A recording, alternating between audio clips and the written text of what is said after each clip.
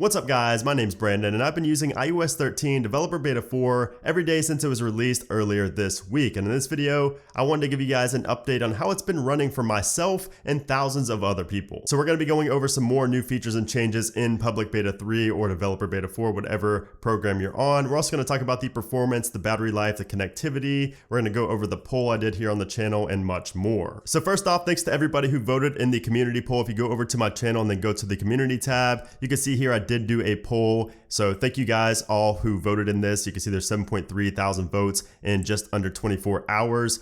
So thank you for voting in that. We're going to get into this later. We're going to go over the comments and talk about this poll here in a few minutes. All right, so anyways, let's get into some of the additional new features and changes found here in Beta 4. And then we're going to move on to the performance, the battery life, and all that fun stuff. So as you guys saw in my original Beta 4 video, you have the new Rearrange Apps icon here in 3D Touch. And really just the whole 3D Touch menu has a new look with some new options. It's rearranged, the text is different, the icons are different. Just a lot of things have changed with the 3D Touch menu here. But what I didn't mention in that video is if we go into our settings and go to accessibility, go to touch, you'll see that we now have 3D and haptic touch, whereas before it just said 3D touch. And if we go and click on that, you can see we also have a new option for the touch duration. We have fast and slow, and down there it says adjust the time it takes to reveal content previews, actions, and contextual menus. So you can go ahead and change that now, but that's not really the big deal with this setting. The fact that it says 3D and haptic touch here is not good news because this is an iPhone XS Max. We didn't even have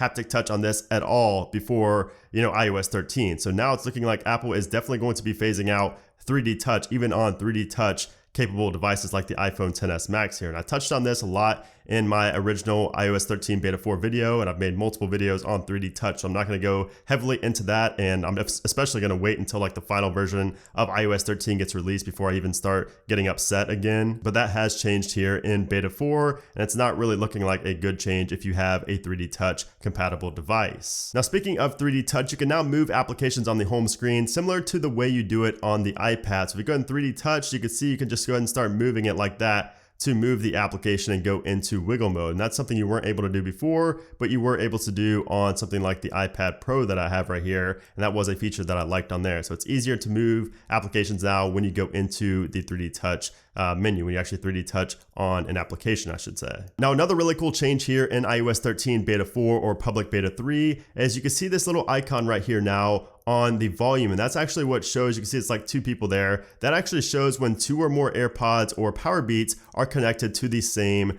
device, playing the same song. So it shows that little icon now in the control center, and shout out to a Reddit user for finding this. I will have credit for that down in the description below, but that is really cool. And then there are also a few other small UI enhancements and changes just throughout the OS, just really small things like shadows missing and things filled in that weren't filled in before and things like that. I'm not going to go too heavily into those, but there are some nice little UI enhancements throughout iOS 13 Beta 4. All right, so now let's move on to some of the bugs in iOS 13 Beta 4 that are still present. So YouTube, we talked about YouTube now, and YouTube for the most part has been fixed with Beta 4 and also the latest update with YouTube, but there is still a major bug inside of YouTube, and that comes actually from playing videos inside of playlists. So if we go to one of my playlists down here, so you can see I have a playlist. If I go ahead and start playing a video, check out the bottom right here. So first of all, you can see that we don't even see the video at all. It's just a thumbnail. You can only see the thumbnail. If you tap on it, nothing happens. There we go. It actually plays if you click on it like that, but that's not what should be happening here in the YouTube application. So we'll try it again with a different video.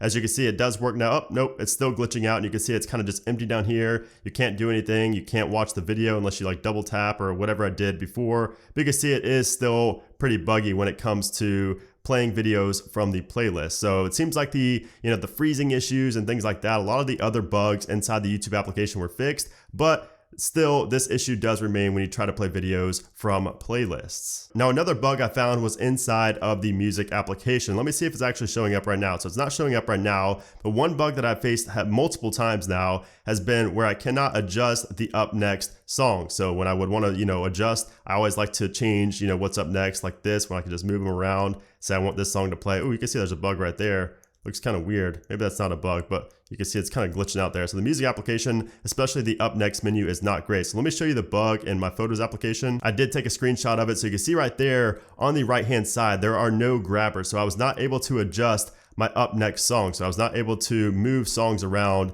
in my up next menu here. So that was really annoying because I didn't want, all these songs playing next. I wanted to play a song that was down here, and usually I could just move it up with the grabber, like this. I could usually just move it up like that, but I wasn't able to do so, and that is a new bug here in beta 4 because I never had that in beta 3. There's also another bug inside of the Instagram application. So if you go ahead and go to a story right here, and we go ahead and press on the volume, if we turn our volume, you can see up there in the top, you can see it kind of overlaps with the time. Let me try to get you a better view here. You can see not only do we have the volume HUD on the left-hand side, but we also have the volume up in the top left, and you can see it overlaps with the time, and it looks really, really bad and really weird. So that's definitely on Instagram to fix, but it is an annoying bug that I noticed here in iOS 13 Developer Beta 4. Now, another issue I had was with Wi-Fi. So Wi-Fi was actually randomly disconnecting, and it would also just randomly ask me for my password multiple times. And when I would put in the right password, it would say it's wrong. Now, this is definitely not just iOS 13. I had the same issue on this same phone here, the iPhone XS Max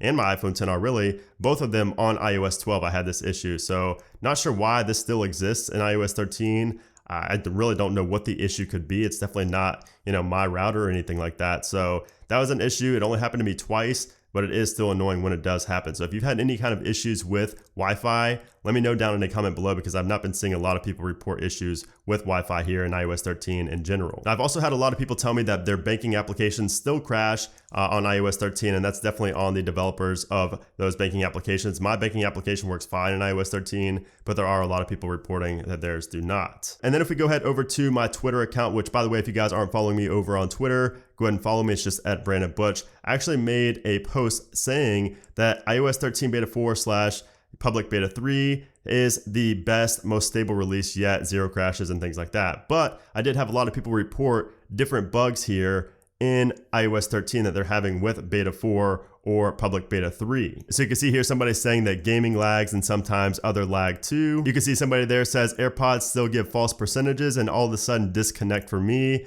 I have not had that. I use my AirPods literally every single day when I go on a bike ride. I've never had any issues with them on iOS 13, but this guy is having that issue right there. And you can just go through and read all of the bugs that people are having or just kind of their experience on iOS 13 over on my Twitter account. It's just in reply to this tweet right there. But those are just a few of the bugs that other people are facing as well. So anyways, let's move on to the performance of iOS 13 public beta 3 / developer beta 4 here. So performance has been extremely good on my iPhone XS Max, my iPhone XR, my iPad Pro here, and my iPhone 6s, which is right here. It's actually pretty good on the iPhone 8 as well, but I definitely use the iPhone XS Max the most. This is my daily driver. This is the phone I use, and I take it with me places. So this is where I've noticed, performance being really good, and this is what I use most of the day, so that's really telling you something. Now, there are some infrequent crashes, like in Instagram. I have had like a random crash in Instagram. I've had a random respring maybe like once a week at most, but those are things that happen to me even on the final release of iOS 12, like iOS 12.3, iOS 12.3.1, iOS 12.4. I had those random,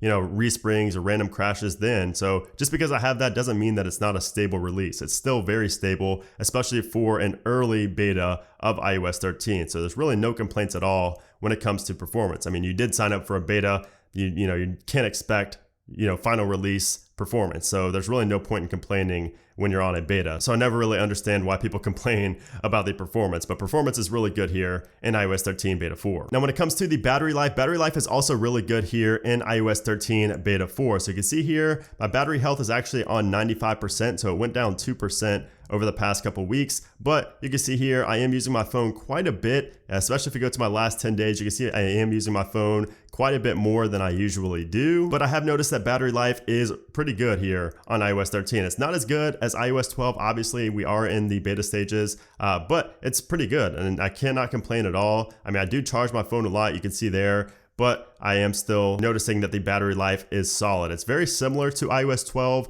Like I said, it's not as good, but it's very similar. Like your average everyday user is not really going to be able to tell a difference in battery life between iOS 12 and the iOS 13 betas. That's how good it is for a beta. Now, when it comes to LTE and Wi-Fi connectivity, I mentioned that Wi-Fi issue that I had earlier on, but when it comes to LTE, I've not had any issues with LTE at all. My signal has been perfectly fine. I've not had any like call drops or anything like that. I never went down to 3G 3G or lost signal or anything like that. So really no complaints when it comes to LTE. All right, so now let's briefly take a look at the community poll here and talk about this. So you can see here on my channel, I did run a community poll where I asked you guys how iOS 13 beta 4 / public beta 3 has been treating you. And you can see 49% of people said great, I would use it on my daily driver. And that's out of 7.4 thousand people. 29% said good, but a few bugs. 12% of people said it's okay, a few bugs and decent battery life / performance. And only 11% of people said bad, terrible battery life / performance / crashes. So you can see by far the majority of people said it's great and I would use it on my daily driver, which is really impressive. That's a really high number there. And it's also a really low number for bad here. Only 11% of people said that it was bad. And if we go ahead and read some of the comments here, you can see I have seen a lot of people say that I use it on my daily driver, too broke to have a second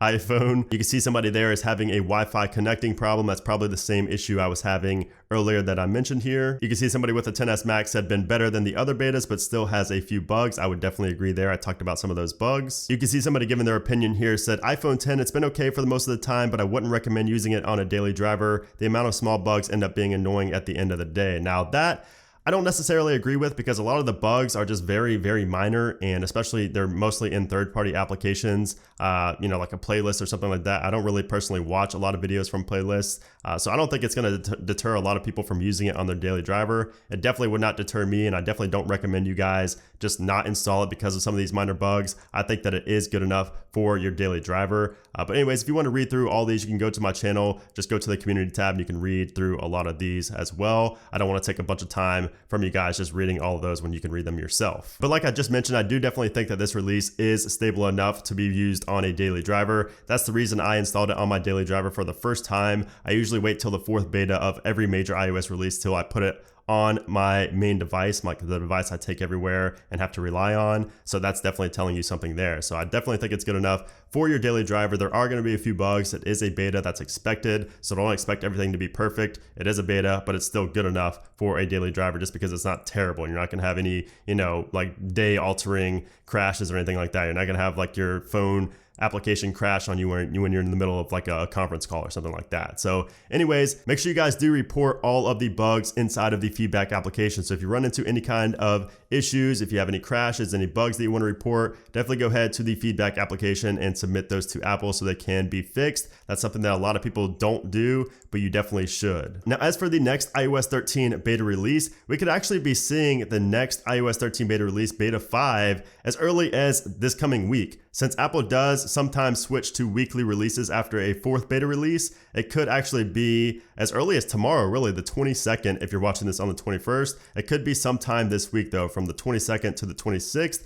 But if not this week, definitely early next week, most likely the 29th or the 30th of July. And as for the public beta release, we will probably see that the following day after the developer beta. So we will have the 4th public beta a day after the 5th developer beta. But of course, make sure you guys are following me over on Twitter. I will report when that comes out right away there. Even beforehand, I will give you an update, because sometimes some rumors come out, like Mac Rumors and 9to5Mac will post that an update is coming out. So definitely follow me over on Twitter if you're not already, so you can be in the loop when it comes to iOS releases, like the release dates. But anyways, guys, that's pretty much it for this video. I just want to give you guys a really in-depth follow-up on iOS 13 developer beta 4 / public beta 3. I'm actually running the public beta on my daily driver right here, but it is the exact same. And like I said, I have been impressed with it, and I hope you guys have been as well. But of course, leave all your comments down there in the comment section below, your experiences, I should say, down in the comments section below. But anyways, I hope you guys did enjoy this video. If you did, make sure to give it a thumbs up, and of course subscribe so you don't miss any of my future iOS 13 coverage. And thank you guys so much again for watching the video,